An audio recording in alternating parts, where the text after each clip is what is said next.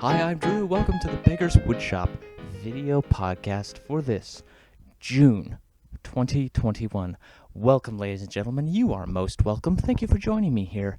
And thank you for inviting me into your homes or laps, or, well, really, however you happen to be viewing this program. I've got a lot to talk about. First off, let's start with this thing behind me, my piece of green fabric. Okay, here's what happened. I got paid. Ain't it great? Yes, a family member bought one of my bowls, and they paid for it. They insisted. I couldn't stop them. And as a result, I decided, okay, one, I'm going to take this old monitor we have, buy some LEDs for it, and turn it into a light. I don't have the brightest LEDs like sunlight, but it's still going to be a very soft light. A lot of people do this. You can actually find these kinds of things. I used the videos from DIY Perks.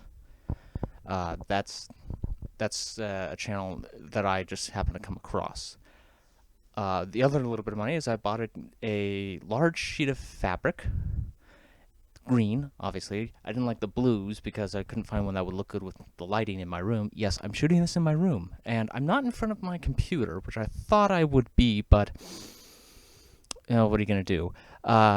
So I've tacked it up on my wall, and whether or not it has something removed, I can't tell you. In fact, I'm telling myself now in post. Hopefully it's lit well, which I got a weird feeling it's not.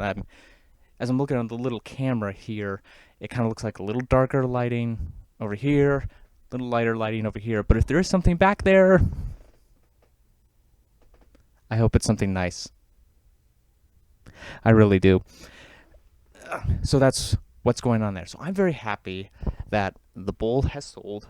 I still have a few other bowls that need to be sold. And you know what? Maybe I'll put them on eBay again and see what happens. I'll bring that up next month. I'd also like to give a shout out to a gentleman named Scott. Scott has a channel here on YouTube called My Growth Rings. I'll leave a link down in the description. And he does all kinds of stuff shopsmith. And I mean, he'll talk maintenance, he'll talk the accessories, he'll talk things you didn't know you could do. He used to work for Shopsmith, so he did a bit on the scroll saw. And I asked him a question because he put the piece of wood in, stopped, and then made this really sharp 90-degree turn. And you should be able to find my comment because the follow-up video he did is unfortunately no longer available unless you are a channel member of his. So, Scott, thank you once again for that piece of advice about, well, I don't know if it's really advice, but just kind of something specific about blade thicknesses and doing that 90-degree turn with thicker blades, and in your demonstration, thicker wood as well. So go check his channel out. I've learned all kinds of stuff about my shopsmith. Now, the main thing I want to talk about here. I actually have been wanting to talk about this since last month, but last month was a little, tending of the house with the termites. But yes, everything's fine. We are termite free. Hopefully. But I want to talk about a bunch of books I've got. I've got a lot of books for woodworking. And some of them are not 100% woodworking related, but I wanted to talk about a few of these. And so let's get started with a few of them. This one is the most recent to my collection. It's called Make It, Don't Buy It. When we were cleaning up for the termite stuff, going through a bunch of stuff, find out what could we get rid of, what are we packing, because there's also other talk going on for a few other things. This book was presented to me saying, hey, would you like this? And I quickly glanced through it, and there are a few nice plans for some things. There's a bunch of stuff in here that's not woodworking related, but there's also a few things in here that I thought, you know what, I don't think I have a book that talks about this, because there's even some chainsaw stuff in this, and if you're a person who likes to cut down your own tree, make your own wood blanks, this is very helpful. So, got that one. The other book I've got is college related. Not that long ago, but it's a book I'm glad I have, and I'm holding on to. Also, books are expensive in college. Okay, if you've been, you know. This one, there's woodworking related stuff because you got to build sets, and many times you got to build them quick, cheap, and dirty. If you don't believe me, ask Adam Savage. He talks about set building being cheap, being quick and dirty.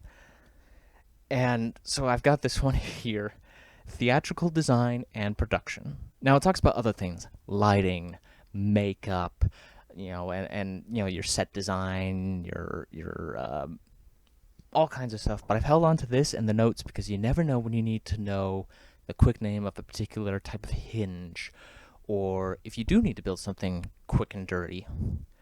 And it's always a good reference. It's like I even held on to my notes from that class. Not all of them, but the majority of them, because there it's kind of, I need that quick reminder of really how thick is that piece of wood, and it really helps with the math. Set these down here as they fall. Now these next three belonged to my grandfather. Two of them have a bit of a laugh. Actually, well, really, they all have a laugh to them looking at them. The first one, The Complete Home Handyman's Guide. Okay, why is this a laugh? Well, let me just turn a couple of pages here. Let's see. Copyright 1948. First printing was January 1948. 10th printing, this one, was January 1949. So you can imagine, 80% of this book is out of date. Okay, I guarantee you, 90% of this book is out of date. Okay, the stuff that's in here is probably not up to code, no matter where you live. Okay, but I know I should get rid of it, but no, it belonged to my grandfather. I never knew my grandfather, and this is my grandfather on my father's side. Okay, so he's the one that actually owned a Shopsmith 10E, 10ER. I'm not 100% sure which. But, yeah, that's the reason to hold on to this one.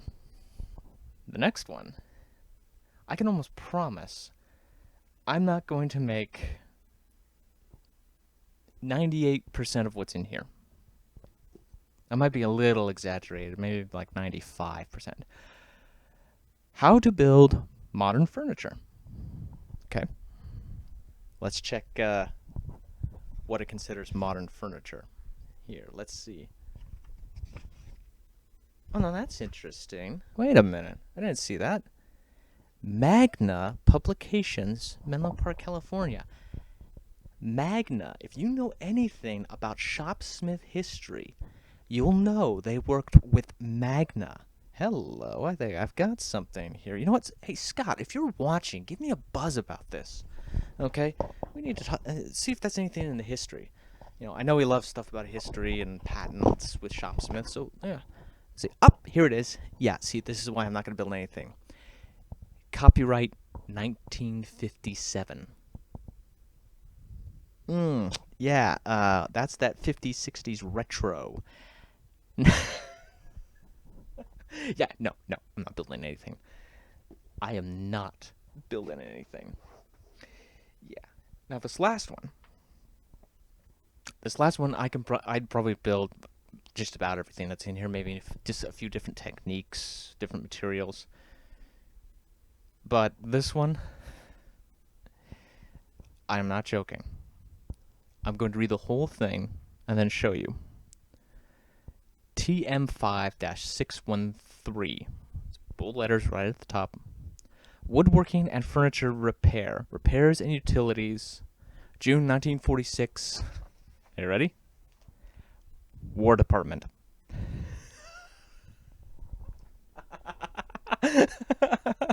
War Department. Okay, my grandfather, both of my grandfathers really, did serve in the military. Okay, so that's what this one. War Department. That is. But no, there's some very nice pieces of furniture in here, and I think there's a piece of furniture in here that was a wastebasket that kind of is loosely referenced in terms of how you would build that kind of thing that my parents have. My uncle built it, and I guarantee he got it out of this book. Yeah, so those are some unique books. 2 of them owned by my grandfather, 1 of them owned by me directly, the other one originally owned by my parents. And I own all 5 books now. So...